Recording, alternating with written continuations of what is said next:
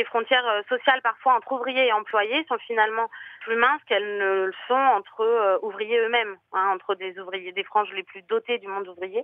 Comment on fait la différence entre ouvriers et employés? Les ouvriers, c'est plutôt de l'ordre du travail manuel, hein, tandis que les employés seraient plutôt du côté de l'interaction, des relations de service. Et cela dit, dans les deux cas, le corps est engagé. C'est des groupes professionnels qui engagent fortement leur corps au travail, hein. Ce qui les distingue aussi très fortement, c'est le groupe employé est un groupe très féminisé.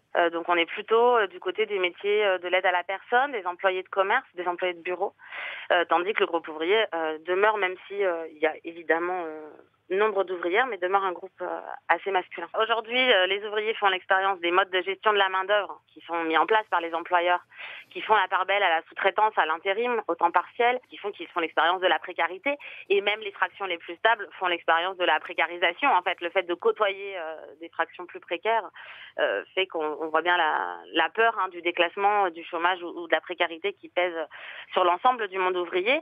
Donc oui, les relations avec les employeurs sont déjà marquées par ça, par les modes de gestion de la main-d'œuvre qui hétérogénéisent les statuts, qui font que les conditions d'emploi sont de moins en moins favorables pour le groupe ouvrier.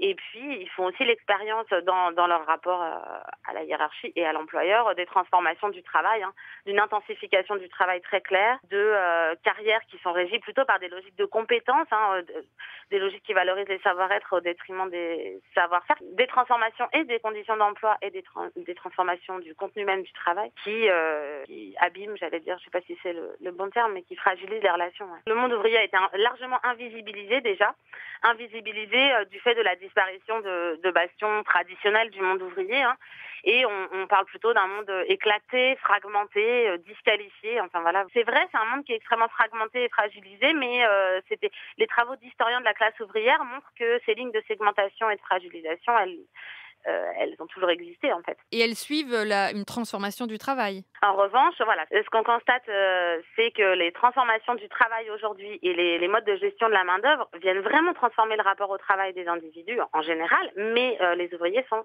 plus largement affectés que d'autres groupes par ces processus. Quand on parle de l'invisibilité aujourd'hui du monde ouvrier, on en parle souvent sous les traits de la disqualification justement politique. Et donc la question syndicale, de ce point de vue-là, elle est essentielle. Tout se passe comme si on posait la question seulement du collectif à travers la figure de l'ouvrier d'industrie qualifié, masculin d'industrie.